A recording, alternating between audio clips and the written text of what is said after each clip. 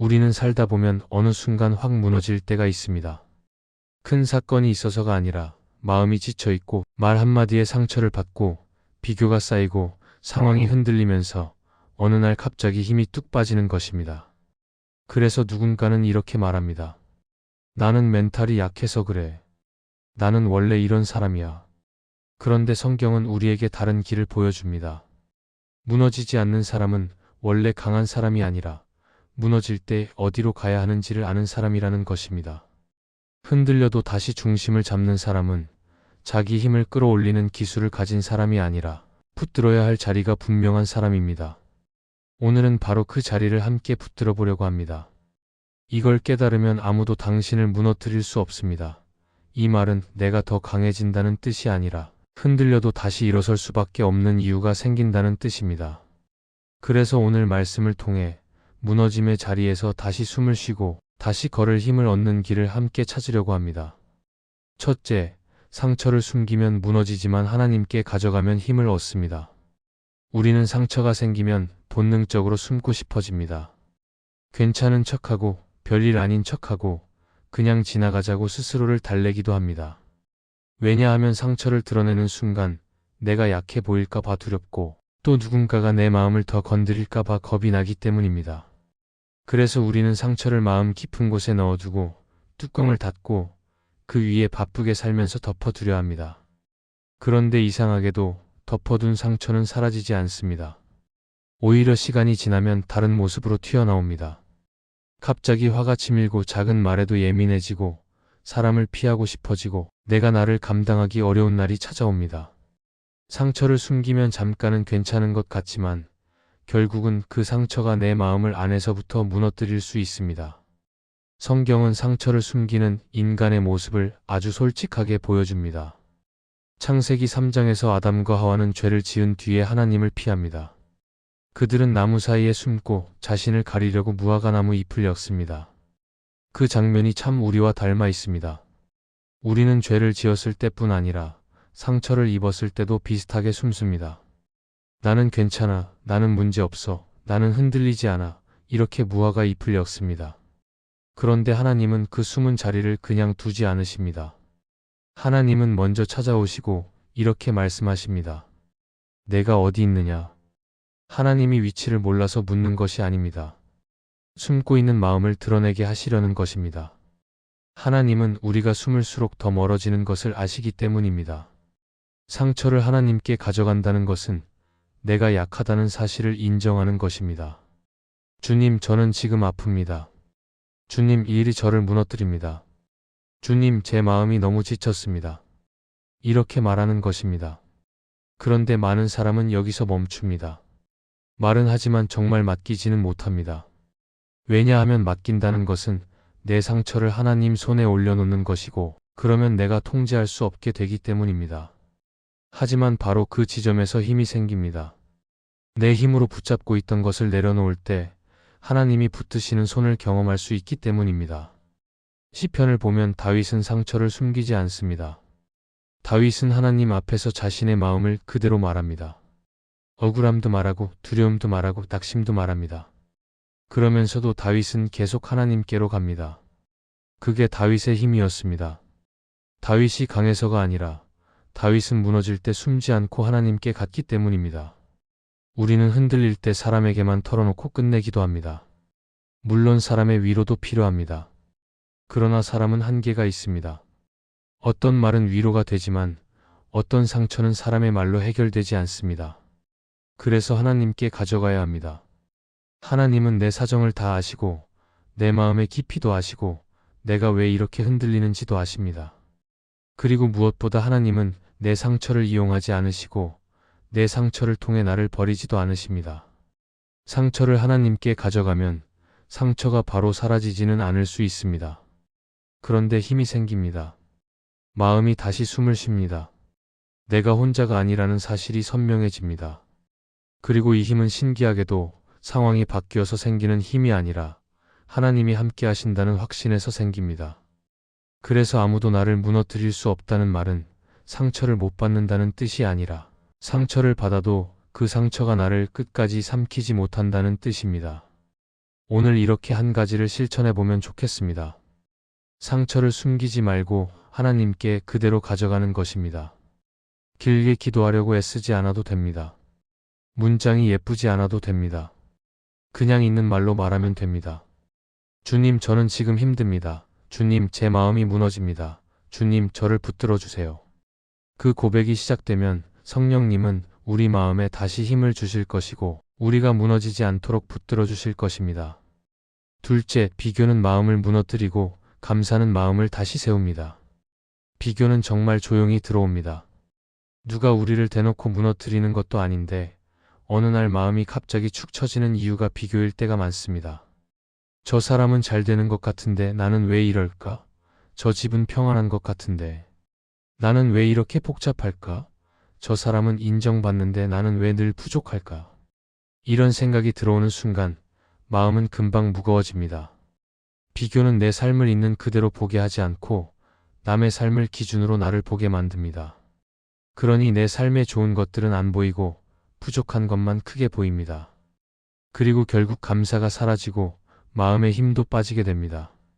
비교의 무서운 점은 겉으로는 별일 없는 것 같아도 속에서는 계속 나를 깎아내린다는 것입니다. 비교가 커지면 기쁨이 줄고 평안이 줄고 사람을 보는 눈도 바뀝니다. 누군가의 성공을 함께 기뻐하기 어려워지고 누군가의 칭찬을 들으면 괜히 마음이 불편해지고 결국 사람을 피하고 싶어지기도 합니다. 비교는 남을 미워하게도 만들고 나를 미워하게도 만듭니다. 그래서 비교는 마음을 무너뜨리는 아주 현실적인 공격입니다. 성경에는 비교 때문에 마음이 무너진 장면이 분명히 있습니다. 창세기 4장에서 가인은 동생 아벨과 비교되는 순간 마음이 무너집니다. 하나님께서 아벨의 제사는 받으시고 가인의 제사는 받지 않으셨을 때 가인의 낯빛이 변합니다. 그때 하나님은 가인에게 먼저 물으십니다. 왜 분하여 하느냐? 어찌하여 낯빛이 변하였느냐? 하나님은 가인의 마음을 아셨습니다. 비교가 마음을 먹어치우기 시작하면 낯빛이 변합니다. 마음이 어두워지고 시선이 삐뚤어지고 결국 죄가 문 앞에 엎드려 있게 됩니다.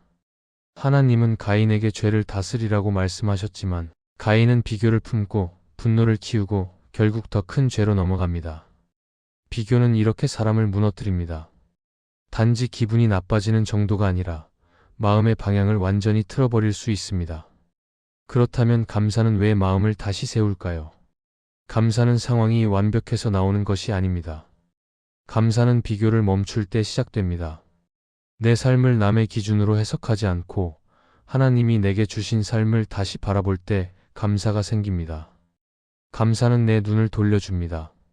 남을 보던 눈을 하나님께로 돌려주고 없는 것을 보던 눈을 있는 것으로 돌려줍니다.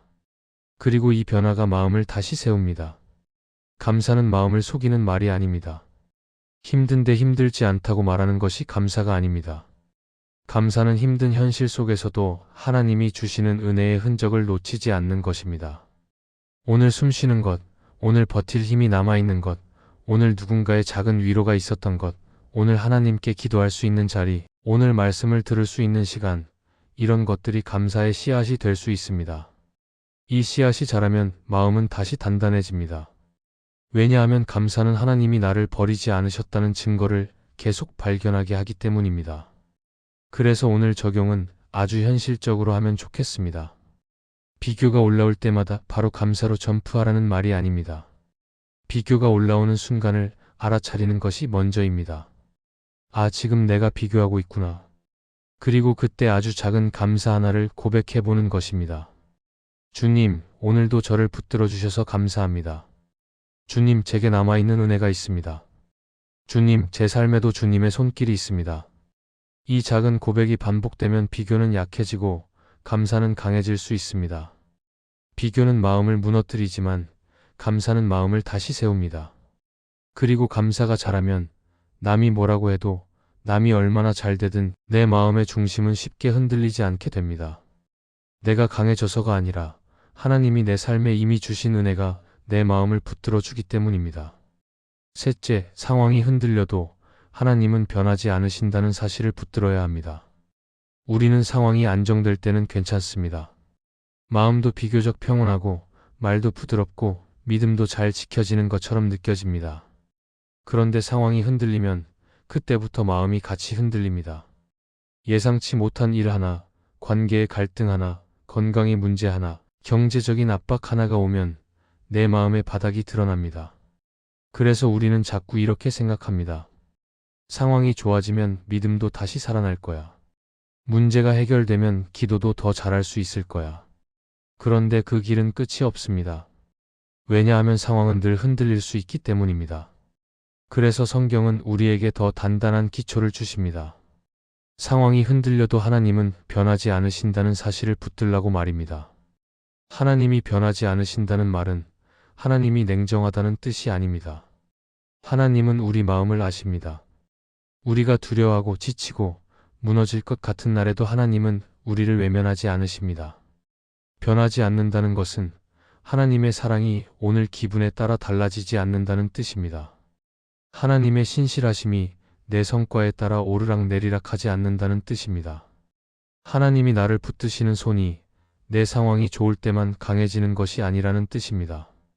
그래서 이 진리가 붙들리면 상황이 흔들려도 마음이 완전히 무너지지 않습니다. 성경에서 이 진리를 붙들었던 사람이 있습니다. 사무엘상 30장에서 다윗은 큰 위기를 맞습니다. 그가 돌아왔을 때 아말렉 사람들이 성읍을 불태우고 아내와 자녀들을 모두 사로잡아 갔습니다. 다윗과 사람들은 힘이 다하도록 울었습니다. 그리고 더 무서운 일이 일어납니다. 함께 했던 사람들이 다윗을 돌로 치자고 말합니다. 내 편이던 사람들이 한순간에 등을 돌린 것입니다. 상황은 무너졌고 관계도 무너졌고 마음도 무너질 수밖에 없는 자리였습니다. 그런데 성경은 그때 다윗이 무엇을 했는지 짧게 말합니다. 다윗이 그의 하나님 여호와를 힘입고 용기를 얻었더라. 다윗은 상황을 붙든 것이 아니라 하나님을 붙들었습니다. 상황은 더 흔들리는데 다윗은 더 깊이 하나님께로 들어간 것입니다. 여기서 우리는 중요한 한 가지를 배웁니다.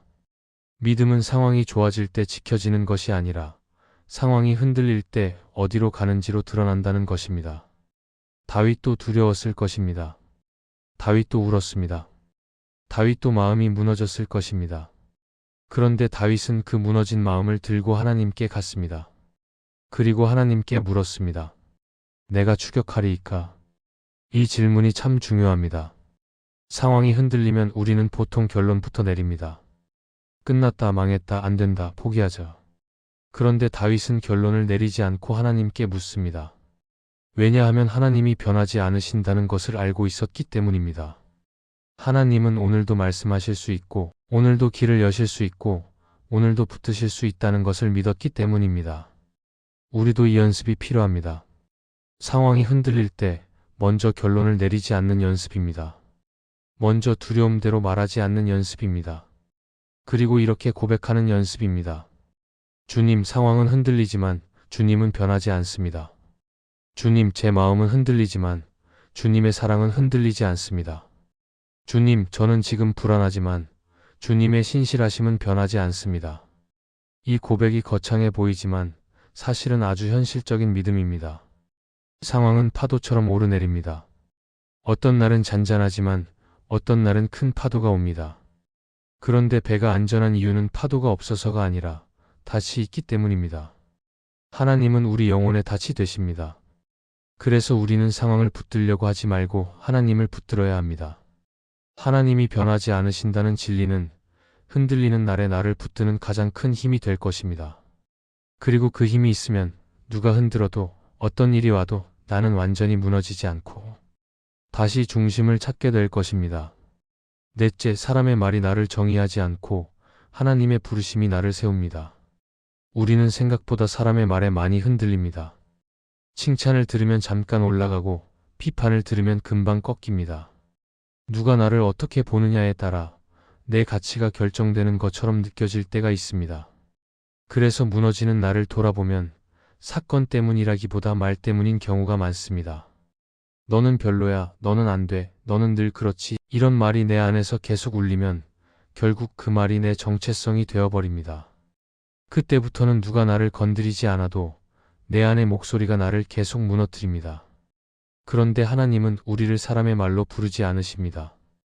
하나님은 나의 실패로 이름 붙이지 않으시고 나의 상처로 규정하지 않으십니다. 하나님은 나를 부르실 때 지금의 모습만 보고 부르지 않으시고 하나님이 이루실 모습까지 품고 부르십니다. 그래서 하나님의 부르심을 붙들면 사람의 말이 완전히 사라지지는 않아도 그 말이 나를 결정하지 못하게 됩니다. 나는 그 말보다 더 깊은 곳에서 붙들리는 사람이 되기 때문입니다.